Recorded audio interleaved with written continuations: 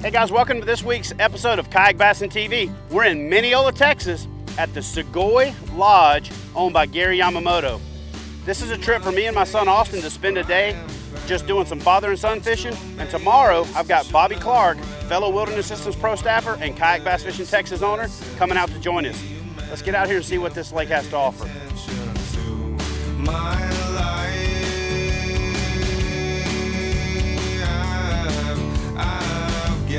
Time to make you believe me, setting the sun for someone to leave me. I've got so much time to take it easy now that I'm on my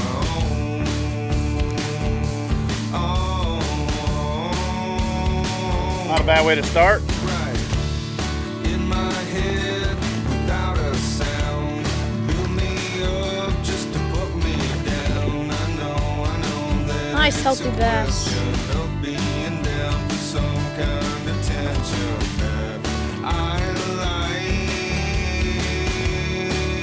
we go.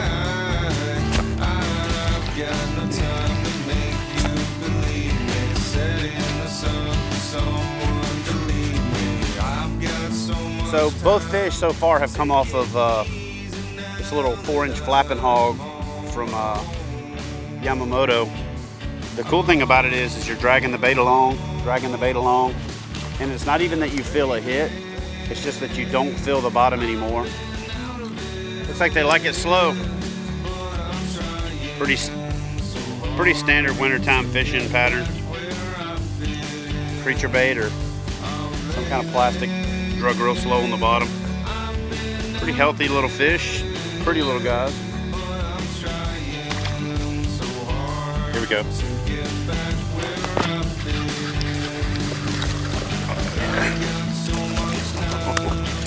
That's a little better fish.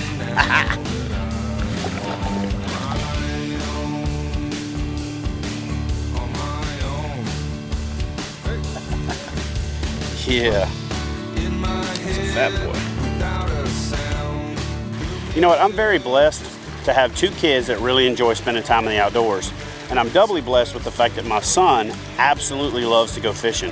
In fact, he likes to fish so much that he's dragging me out of the house to go fishing, oftentimes more than I'm dragging him out there. But that doesn't just happen natural. It's something you have to cultivate. Basically, the way you start it is start them as young as you feel comfortable doing it. Take them on a regular basis, but take them on shorter trips initially. Try to find a place where the child can catch a lot of fish early on or go at the peak times when they're gonna get into more action.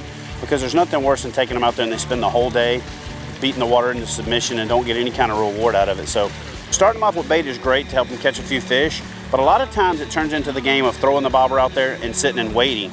If you use artificial lures like a crankbait, a spinnerbait, a soft plastic where they're constantly casting, constantly retrieving, it's almost like they're playing a game.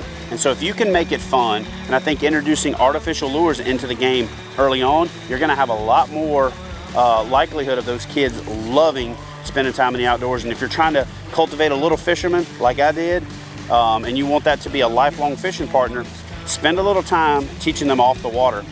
So I think the secret to success with getting a kid that you have on a choke collar trying to keep them from going outside rather than a lead rope to get them off the couch is that you really want to start small. You want to do incremental changes, and you want to basically cultivate that game feel to fishing, to paddling, and to experiencing the outdoors. So don't make it a chore. Don't make it something they have to do with mommy or daddy. Make it something that they absolutely look forward to doing. Make it something that they want to do. And I promise you, they'll be the one tapping you on the head at 4 o'clock in the morning before the alarm goes off, saying, let's load the truck up so we can go fishing.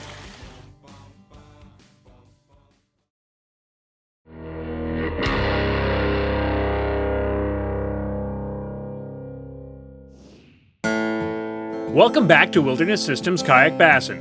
After a great day of fishing out in front of the luxurious Sugoi Lodge in Mineola, Texas, Chad is hooking up with fellow Wilderness Systems team member Bobby Clark at the inn at BK Ranch, one of Gary Yamamoto's newly renovated properties, specifically managed for trophy bass.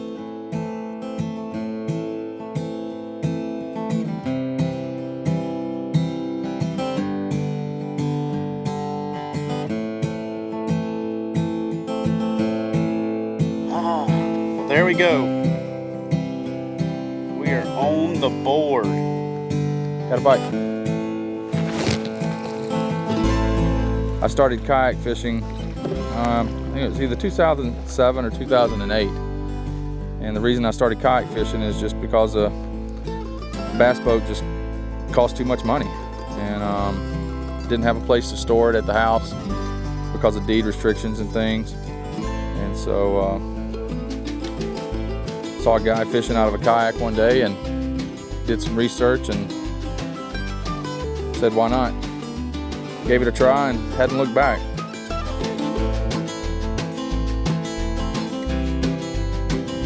Well, he swallowed that thing. Thought I was in the grass when he hit it, but it was. What kayak bass fishing in Texas is just basically a new forum that I started a couple of months ago for the guys here in Texas. It seems like a lot of guys over in Austin kind of do their own thing, and the guys up in Dallas have been doing their own thing. And my thought is, why not bring everybody together and have one big forum. Eventually, I'd like to have maybe a Austin, Dallas, South Texas tournament.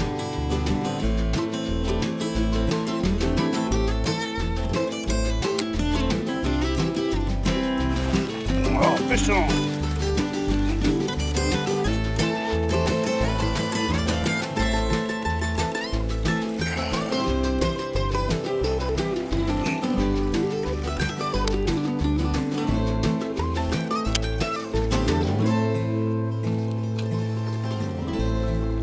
Thumped that flapping hog.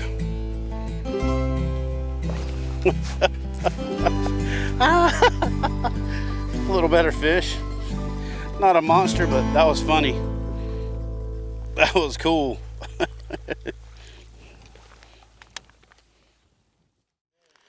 All right, so while I'm putting on a new bait, I want to tell you exactly why I chose to fish where I'm fishing. We made the move to the new lake. On the other side, we were trying to stay out of the wind because the wind is 15 to 25, sustained with gust up to 40, and it's just miserable fishing. So human nature is to try to get out of the wind to get in there and get protected. But with the sun being up, 4 inches of snow melted here about a week ago, and 3 days of cold rain after that, the water is really cold soaked. So that means that all of that cold water sinks to the bottom. When you've got the sun shining and it warms the upper layer of the water and the wind blowing, that heavier cold water is going to stay on bottom, and that warmer, lighter water or less dense water is going to be blown to one side. So here I am with the water temperature in the 48 to 51 degree range, and I'm catching fish right up on top, and they're coming up and smacking this bait.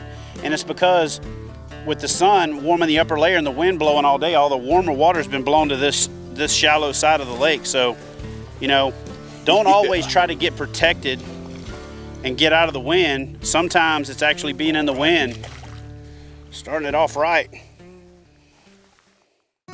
After a great day of fishing on Gary Yamamoto's private lakes at the inn at BK Ranch, the guys head back to Yamamoto's Sugoi Lodge for the night. A beautiful lodge only an hour from Dallas, which overlooks 2 private bass-filled lakes.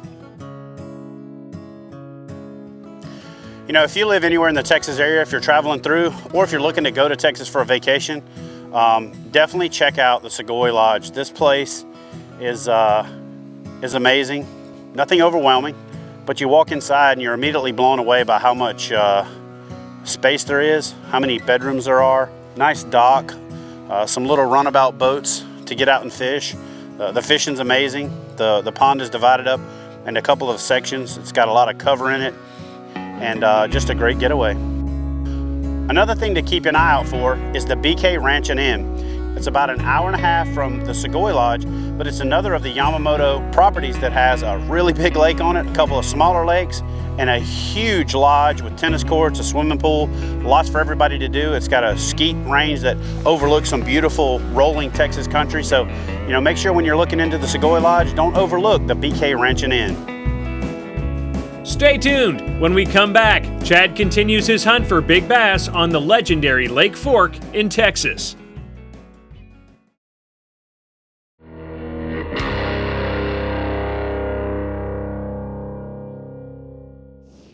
Welcome back to Wilderness Systems Kayak Bassin.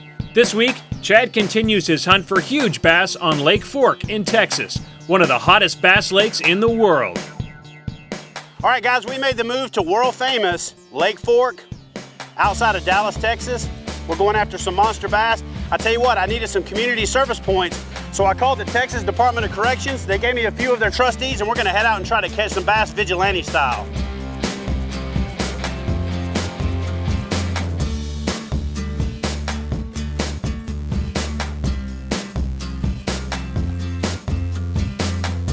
Lake Fork was impounded in 1980. It's a lake primarily for fishing and recreational purposes. It is a heavy wooded lake, prime area for big bass. Out of the top 49, there are 32 of the largest bass that came from Lake Fork.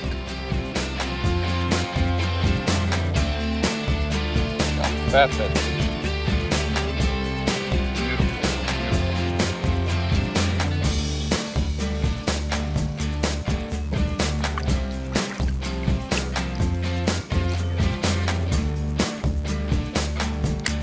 You know what, I'll have to tell you one thing. Walker has definitely taken color coordination to a whole new level. Hey Walker, what color drawers are you wearing? Because I'm going to say a little neon green thong if you bend over like the whale tail with the fish in black. Oh my God, that would be perfect.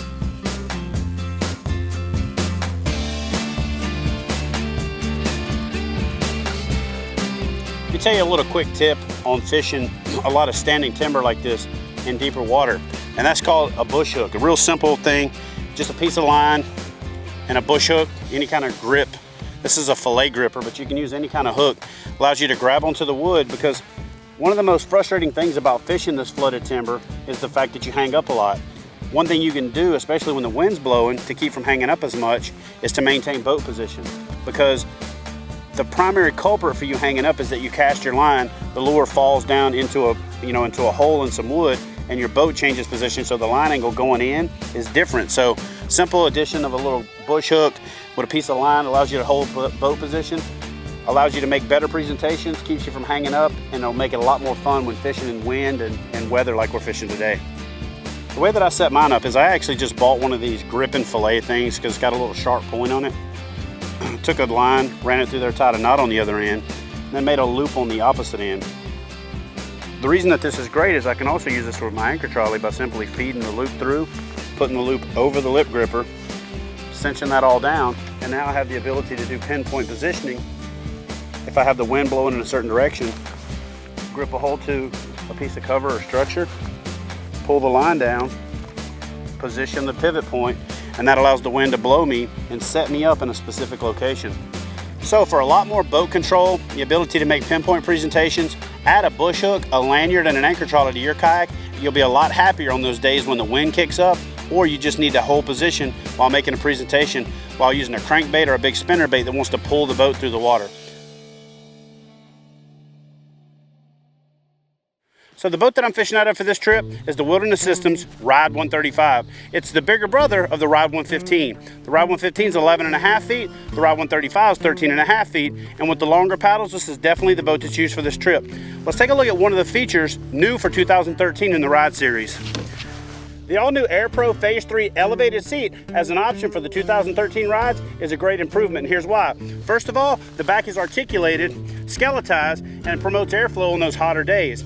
It also has cutouts so that your shoulder blades don't interfere with your paddle stroke, which makes you a lot more comfortable on the water.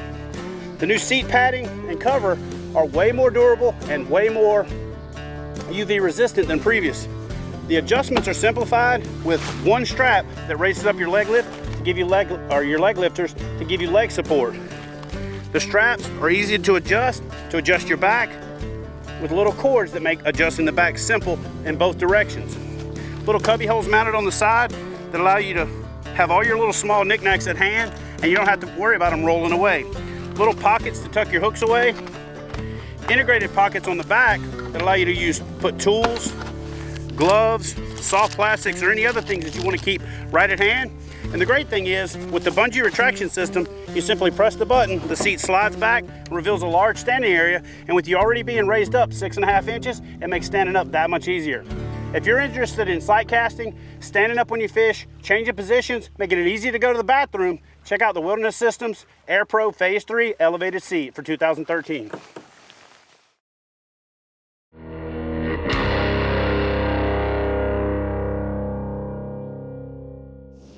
Hey guys, welcome to part two of Kayak Bass in Texas. I tell you what, we had some crazy storms yesterday. Wind blew us off the water. The temperature overnight dropped about 30 degrees. It's 35 degrees right now. There's not a boat in the parking lot, and we're heading back out for part two of fishing with some convicts. You know what? We're all bundled up. Walker and Sean both have there's definitely something wrong with that guy hats on, but we're gonna go catch a bass. Whiskey is a boiling, yeah, times are getting told. Better watch where you're jumping, girl. Better watch where you dive in. You better watch for that water line or the water will turn red. Nice! KJ's hooked up over there. It's like a solid fish. I mean, he put that jig right up next to the wood. So, looks like that might be the ticket. I'm gonna paddle over here and grab a hold of a piece of wood and start working deep.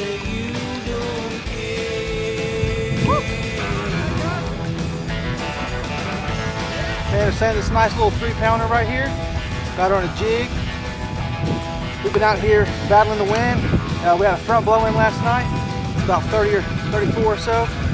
We've been out here getting blown around and getting beat up, and we finally got a little bit of a reward right here. Nice little Lake Fork chunk. Got the skunk off. Let's let her go. Oh. Rob's got one. I'll tell you what, Rob, fishing and filming a TV show is no different than any other kind of fishing. They always caught them the day before you got there, you know. I get a text message while we're fishing in another part of Texas. Rob came to pre-fish for this episode, and what did you get? Did you get I caught a 7.5 right at the boat ramp. Paddled down maybe 100 yards, about 5th or 6th cast, 9 pounds, right off the dock. So here's the deal, wintertime fishing is not something you should overlook. It's a great time to get out on the water. We all bundled up a little bit, but we're not suffering, you know what I mean? We're not miserable. Nobody's huddled up in the corner pouting. This is a good time.